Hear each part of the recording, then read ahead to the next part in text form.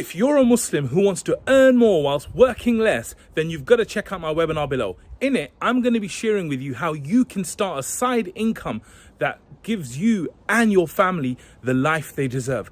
A life full of impact and free from restrictions, like working from anywhere.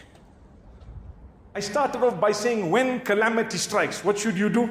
You first say, Inna lillahi wa inna ilayhi raji'un. I believe in Allah. I believe we all belong to Allah. And we're going to all go back to Allah. I've spoken about those two. Then you ask yourself a question.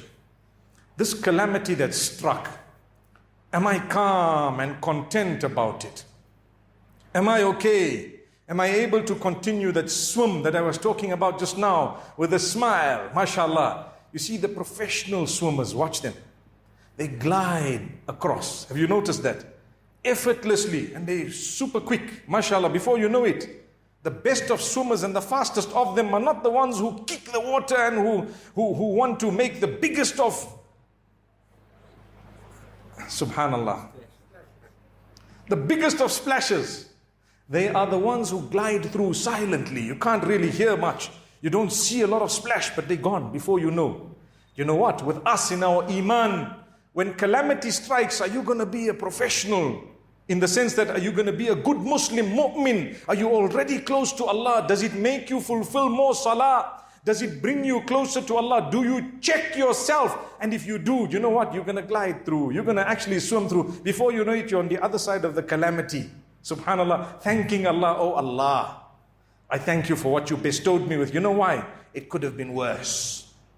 As a mu'min, I am taught, when calamity strikes, tell Allah, oh Allah, I thank you because it could have been worse. You lost one leg. What if you lost both?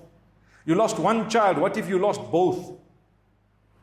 Subhanallah. You lost some business. What if you lost your life? Someone knocked your car, but you came out without any scratches. Thank Allah. What if your whole body was messed? It has happened to others. Each time something happens as a believer, my brothers, my sisters, tell yourself and tell Allah, I thank you, oh Allah, it could have been worse. I thank you that it's not as bad. At least you tested me with a test that is okay. With your help, I'm going to keep going. But with that, look at the condition of your heart.